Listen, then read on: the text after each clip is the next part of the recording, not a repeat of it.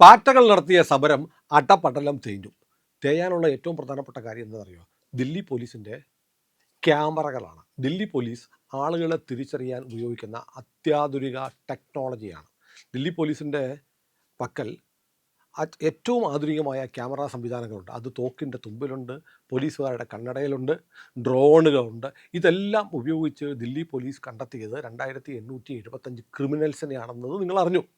ഇപ്പോൾ ഇത് കണ്ടിട്ട് വല്ലാത്ത വിഷമം വന്നിരിക്കുകയാണ് നമ്മുടെ കുന്തക്കാരൻ ലുട്ടാപ്പി ഉണ്ടല്ലോ, ഡബിൾ എ റഹീം സുപ്രീം കോടതിയെ സമീപിച്ചിരിക്കുന്നു.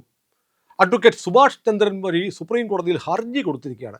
ഡൽഹി പോലീസിന് ഈ ക്യാമറ ഉപയോഗിക്കാൻ പാടില്ല, CCTV ക്യാമറ വേണ്ട, മറ്റേ ഡ്രോൺ ഉപയോഗിക്കരുത്, FRT എന്ന് പറയുന്ന, അതായത് ബയോമെട്രിക്, അതായത് ഫേസ് റെക്കഗ്നീഷൻ ടെക്നോളജി ടൂൾ, മുഖം തിരിച്ചറിയുന്ന ടൂൾ, ഇത് ദില്ലി പോലീസ് ഉപയോഗിക്കുന്നത്. ദില്ലി പോലീസിന് ഒരു ഇക്ഷാന വാഹനം എന്ന് പറയുന്ന ഒരു വാഹനമുണ്ട്. ഒരു പോലീസിൻ്റെ ഒരു ചലിക്കുന്ന കമ്പ്യൂട്ടർ റൂം എന്ന് പറയാം, ഒരു ബസ്സാണ് ഇക്ഷാന വാഹനം.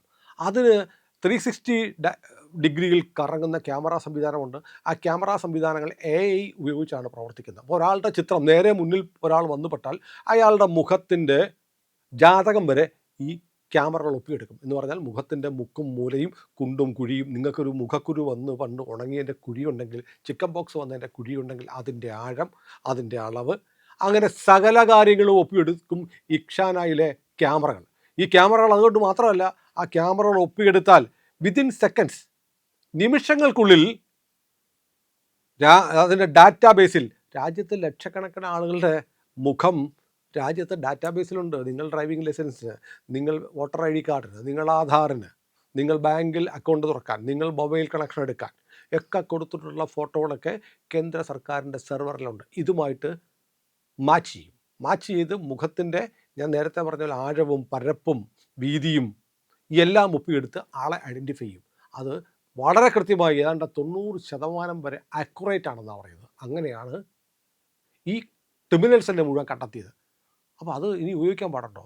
റഹീം പറയുന്നത് അത് ഉപയോഗിക്കാൻ പാടില്ല. ഉപയോഗിച്ച് കഴിഞ്ഞാൽ ഞങ്ങളുടെ ആളുകളൊക്കെ വന്നിട്ട് വടിവാളും കുന്തവും പെട്രോൾ പമ്പും ഒക്കെ ആയിട്ട് വന്നു കഴിഞ്ഞാൽ തിരിച്ചറിഞ്ഞ് പിടിച്ചാൽ പിന്നെ ഡൽഹി പോലീസ് നല്ല ഇടി, കൂമ്പിന് നല്ല ഇടി കിട്ടും. അതുകൊണ്ട് ഡൽഹി പോലീസ് അത് ഉപയോഗിക്കാൻ പാടില്ല. ഇത് G20 സമ്മിറ്റ് നടന്നല്ലോ, ആ സമയത്താണ് ലൈവ് CCTV ക്യാമറ അടക്കമുള്ള സംവിധാനമുള്ള ഇക്ഷാന വാഹനം ദില്ലി പോലീസ് ഉപയോഗിച്ച് തുടങ്ങിയത്. ചിത്രം കണ്ടല്ലോ നിങ്ങൾ, ഒരു ബസ്സാണ്, പോലീസിൻ്റെ ബസ്സാണ്.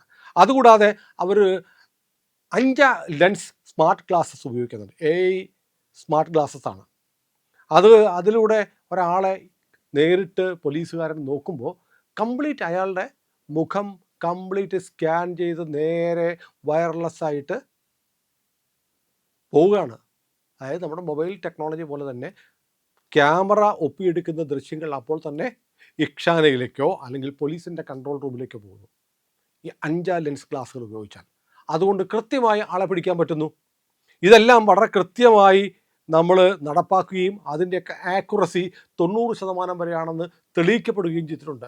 CIA സമരകാലത്ത് ഉപയോഗിച്ചിട്ടുണ്ട്. പിന്നെ അതുകൂടാതെ നമ്മൾ ഡൽഹി പോലീസിൻ്റെ ഡ്രോൺസ് ഉണ്ട്, CCTV ഉണ്ട്. ഇന്ത്യയിലെ മറ്റ് പോലീസ് സേനകൾക്കില്ലാത്ത സംവിധാനങ്ങളൊക്കെ ഡൽഹി പോലീസിനുണ്ട്. കാരണം രാജ്യതലസ്ഥാനം അവിടെയാണ്, അതീവ സുരക്ഷാ മേഖലയാണ് ഡൽഹിയിലെ പല സ്ഥലങ്ങളിലും.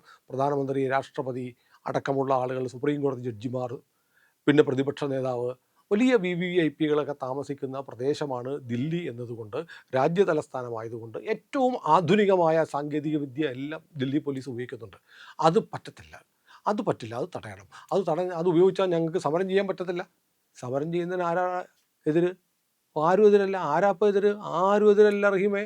സമരം ചെയ്തോ, പക്ഷേ പോലീസിനെ തല്ലാൻ പാടില്ല, വാഹനങ്ങൾ കത്തിക്കാൻ പാടില്ല, പോലീസിനെ ആക്രമിക്കാൻ പാടില്ല, പോലീസ് വാഹനങ്ങൾ തകർക്കാൻ പാടില്ല, സ്ത്രീകളെ ഉപദ്രവിക്കാൻ പാടില്ല, മാധ്യമപ്രവർത്തകരായ സ്ത്രീകളെ ഉപദ്രവിക്കാൻ പാടില്ല, ഓടിച്ചിട്ടടിക്കാൻ പാടില്ല.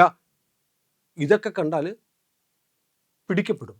അതുകൊണ്ട് ഇനി CCTV വേണ്ട, ഡ്രോൺ വേണ്ട, ഈ 5 ഗ്ലാസുകൾ വേണ്ട, ഇക്ഷാന വാഹനങ്ങൾ വേണ്ട എന്നൊക്കെ പറഞ്ഞിട്ടാണ് നമ്മുടെ സഖാവ് റഹീം, ഡബിൾ എ റഹീം, അദ്ദേഹത്തിൻ്റെ ഇംഗ്ലീഷ് അറിയാമല്ലോ, അധിഗംഭീരമായി ഇംഗ്ലീഷ് ഭാഷ സംസാരിക്കുന്ന അദ്ദേഹം സുപ്രീം കോടതിയെ സമീപിച്ചിരിക്കുന്നത്. കാരണം കേരളത്തിലെ ഡിവൈഎഫ്ഐയുടെ എന്തോ വലിയ നേതാവാണ് പുള്ളി, അല്ലേ?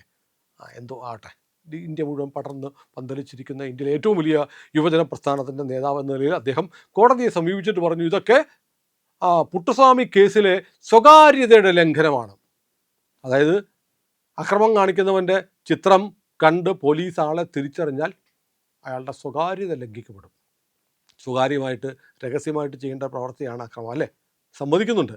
പക്ഷേ വേറൊരു കാര്യമുണ്ട്, ഇവർ എന്തിനാണ് എതിർക്കാത്തത്? കമ്പ്യൂട്ടർ വന്നപ്പോൾ എതിർത്തു, ട്രാക്ടർ വന്നപ്പോൾ എതിർത്തു, സകലതിനെയും എതിർത്ത ശീലമുള്ള CPMൻ്റെ MP ആണ് ഇപ്പോൾ ആവശ്യപ്പെടുന്നത് ഈ ഡൽഹി പോലീസിൻ്റെ ഇത്രയും ഏറ്റവും ആധുനികമായ ആർട്ടിഫിഷ്യൽ ഇൻ്റലിജൻസ് ആധാരമാക്കി പ്രവർത്തിക്കുന്ന ഈ സംവിധാനങ്ങളൊന്നും പാടില്ല. അത് ഞങ്ങളുടെ സമര വീര്യത്തെ ചോർത്തിക്കളയുന്നു, അതുകൊണ്ട് നിരോധിക്കണം. ഭരണഘടനയുടെ അനുച്ഛേദം ആർട്ടിക്കിൾ 14, 19, 21 സ്വകാര്യതയുടെ ലംഘനം. സ്വതന്ത്രമായി പ്രകടനം നടത്താൻ പറ്റില്ല. ഇവിടെ സ്വതന്ത്രമായി പ്രകടനം നടത്തുന്ന ആരാണ് തടസ്സം? വടിവാളും വെട്ടുകത്തിയും കോടാലിയും ഒക്കെ ആയിട്ട് ആക്രമിക്കുന്നതാണോ? പോലീസിനെ ആക്രമിക്കുന്നതാണോ? സ്വതന്ത്രമായി പ്രകടനം നടത്താനുള്ള സ്വാതന്ത്ര്യം, ഭരണഘടന ഉറപ്പ് നൽകുന്ന സ്വാതന്ത്ര്യം സുപ്രീം കോടതി പലതവണ പറഞ്ഞു. നിയമം കയ്യിലെടുത്താൽ പോലീസിന് ബലം പ്രയോഗിക്കാം. ഇനി അക്രമാസക്തമായ ജനക്കൂട്ടം പിരിഞ്ഞു പോകുന്നില്ലെങ്കിൽ പെല്ലറ്റ് ഉപയോഗിക്കാം. പെല്ലറ്റ് തോക്ക് ഉപയോഗിച്ചു ചിലരുടെയൊക്കെ ദേഹത്ത് ചീളുകൾ തറച്ചു കയറി എന്നൊക്കെ ആയിരുന്നല്ലോ നിലവിളി. രാഹുൽ ഗാന്ധി വലിയ സ്ക്രീനിൽ പെല്ലറ്റ് വന്ന് കയറിയ ആളുടെ കൈയും മോന്തയൊക്കെ കാണിച്ചുകൊണ്ട് വീഡിയോ പ്രദർശനവും നടത്തി. പക്ഷേ സുപ്രീം കോടതി എന്താ പറഞ്ഞത്? ഇവിടെ നിയമമുണ്ട്. വെടിവെച്ച് ആളെ കൊല്ലാൻ, റൈറ്റിനെ നേരിടാൻ രാജ്യത്ത് നിയമമുണ്ടെങ്കിൽ മരണം സംഭവിക്കുന്നതിനേക്കാളും ഭേദമല്ലേ പെല്ലറ്റ് കയറി ഇത്തിരി വേദന എടുക്കുന്നത്? അത് ഉപയോഗിക്കാം. ബുള്ളറ്റ് ഉപയോഗിക്കാമെങ്കിൽ പെല്ലറ്റും ഉപയോഗിക്കാമെന്ന് സുപ്രീം കോടതി പറഞ്ഞു. ഇന്ന് മനോരമ പത്രം കണ്ട് ഞാൻ കരഞ്ഞുപോയി. ആ വാചകം മനോരമയിലെ പ്രധാന വാർത്തയല്ല, അത് ഇടയ്ക്ക് ഒരു വരി കൊടുത്തിട്ടുണ്ട്. പെല്ലറ്റും ഉപയോഗിക്കാൻ പോലീസിന് അധികാരമുണ്ട് എന്ന് പറഞ്ഞാൽ രാഹുൽ ഗാന്ധി നടത്തിയ പത്രസമ്മേളനം തേഞ്ഞു പോയില്ലേ? അതുകൊണ്ട് മനോരമ അത് ഒറ്റ വരിയാക്കി വാർത്തയ്ക്കുള്ളിൽ കൊടുത്തു, പെല്ലറ്റ് ഉപയോഗിക്കാമെന്ന്. പക്ഷേ ഇംഗ്ലീഷ് പത്രങ്ങൾ നോക്കി, ടൈംസ് ഓഫ് ഇന്ത്യ ഞാൻ കണ്ടു. ടൈംസ് ഓഫ് ഇന്ത്യയുടെ ലീഡ് സ്റ്റോറിയാണ്, മെയിൻ സ്റ്റോറിയാണ്, വെണ്ടയ്ക്ക പോലെ കൊടുത്തിട്ടുണ്ട്. പോലീസിന് പെല്ലറ്റ് ഉപയോഗിക്കാം ആവശ്യം വന്നാൽ. റഹിമിൻ്റെ പോലീസ് കേരളത്തിൽ എന്തൊക്കെ ചെയ്തിട്ടുണ്ട്? രക്ഷാപ്രവർത്തനം എന്ന് പറഞ്ഞ് പാവപ്പെട്ട യൂത്ത് കോൺഗ്രസ്സുകാരൻ്റെ തലയ്ക്ക് ചെടിച്ചട്ടി എടുത്ത് അടിച്ച ശീലമുള്ള പാർട്ടിയാണ് നിങ്ങളുടേത്. പിണറായി വിജയൻ്റെ ഗുണ്ടകളെ പോലെ കൂടെ നടന്ന മഫ്റ്റി പോലീസ്, മഫ്റ്റി പാടില്ലെന്നാണ് ജോൺ ബുട്ടാസ് ഒക്കെ പറയുന്നത്. മഫ്റ്റി പോലീസ് പാവപ്പെട്ട യൂത്ത് കോൺഗ്രസ്സുകാരെ അറിഞ്ഞം പുറഞ്ഞം അടിച്ചിട്ട് ആ തോമസ് ഇപ്പോൾ MLA ആയി. തോമസ് ഇപ്പോൾ പിണറായി വിജയൻ്റെ ഫോട്ടോ വീട്ടിൽ വെച്ചിട്ടുണ്ട്, ആലപ്പുഴ MLA. കാരണം അന്ന് ഈ തല്ലുകൊണ്ട് അവിടെ വീണതോടുകൂടിയാണ് തോമസ് എന്ന് പറയുന്ന നേതാവ് ശ്രദ്ധിക്കപ്പെട്ടത്. അങ്ങനെ പുതിയ പുതിയ ആളുകൾ നിങ്ങൾ സംഭാവന ചെയ്തിട്ടുണ്ട്. നിങ്ങളുടെ ആശയം എന്ന് പറയുന്നത് രാജ്യവിരുദ്ധമായ ആശയമാണ്. അതുകൊണ്ടാണ് പോലീസിൻ്റെ ഡ്രോൺ പാടില്ല, 5 ഗ്ലാസ് പാടില്ല, ഇക്ഷാന വാഹനം പാടില്ല എന്നൊക്കെ പറയുന്നത്. നിങ്ങൾ ആർക്ക് വേണ്ടിയാണ് സംസാരിക്കുന്നത്? രാജ്യത്തെ ജനങ്ങൾക്ക് വേണ്ടിയിട്ടാണോ? അല്ല, അക്രമികൾക്ക് എന്ത് ഹീനകൃത്യവും ചെയ്തിട്ട് സുരക്ഷിതരായി രക്ഷപ്പെട്ടു പോകണം. അതിനുള്ള പരിപാടിയാണ് നിങ്ങൾ ഈ പറയുന്നത് മുഴുവൻ, അല്ലേ? അതുകൊണ്ടാണ് അക്രമകാരികളെ പിടിക്കാൻ സഹായിക്കുന്ന ഏറ്റവും ആധുനിക സംവിധാനങ്ങൾ ഉപയോഗിക്കുന്നതിൽ നിന്ന് ദില്ലി പോലീസിനെ തടയണമെന്ന് ഒരു ഉളുപ്പുമില്ലാതെ, ഉളുപ്പ് പണ്ടേ ഇല്ലല്ലോ, നിങ്ങൾ സുപ്രീം കോടതിയിൽ എത്തിയിരിക്കുന്നത്. മലയാളിയായ സുഭാഷ് ചന്ദ്രൻ എന്ന് പറയുന്ന കൊടികെട്ടിയ വക്കീൽ വഴിയാണ് കൊടുത്തിരിക്കുന്നത്. ഏതായാലും അദ്ദേഹം വലിയ പ്രഗത്ഭനായ വക്കീലാണ്, അതുകൊണ്ടാണല്ലോ സുപ്രീം കോടതിയിൽ പ്രാക്ടീസ് ചെയ്തത്. നമുക്കൊന്നും ആ വഴിക്ക് പോകാനുള്ള യോഗ്യതയൊന്നുമില്ല. അപ്പോൾ അദ്ദേഹത്തെ പോലെയുള്ള ഒരാളുടെ സമയം, വിലപ്പെട്ട സമയം അങ്ങ് ഇതിനു വേണ്ടി വിനിയോഗിച്ചത് കോടതി എങ്ങനെ കൈകാര്യം ചെയ്യുമെന്ന് കണ്ടറിയണം. ഏതായാലും എനിക്കൊരു കാര്യം ഉറപ്പാണ്, എൻ്റെ ഒരു ധാരണ, ഒരു മാധ്യമ പ്രവർത്തകൻ എന്ന നിലയിൽ കോടതി കഴിഞ്ഞ ദിവസങ്ങളിലൊക്കെ എടുത്ത സമീപനങ്ങൾ വെച്ച് പരിശോധിക്കുമ്പോൾ മിക്കവാറും ഈ AA റഹീമിനെ ലുട്ടാപ്പിയുടെ കുന്തത്തിൽ കയറ്റി പറപ്പിക്കാനാണ് സാധ്യത. പെല്ലറ്റ് ഉപയോഗിക്കുന്നതിനും അനുവാദമുണ്ട്, അധികാരമുണ്ട് പോലീസിനെന്ന് പറഞ്ഞ കോടതി പോലീസ് കുറ്റവാളികളെ പിടിക്കാൻ വേണ്ടി ആധുനിക ടെക്നോളജി പോലീസ് ഉപയോഗിക്കുന്നത് തടയണമെന്ന് ആവശ്യപ്പെട്ടാൽ സാധാരണക്കാരനാണെങ്കിൽ നല്ല കവളം പടൽ വെട്ടി അടിക്കും. കോടതിക്ക് അത് ചെയ്യാൻ പറ്റില്ലല്ലോ.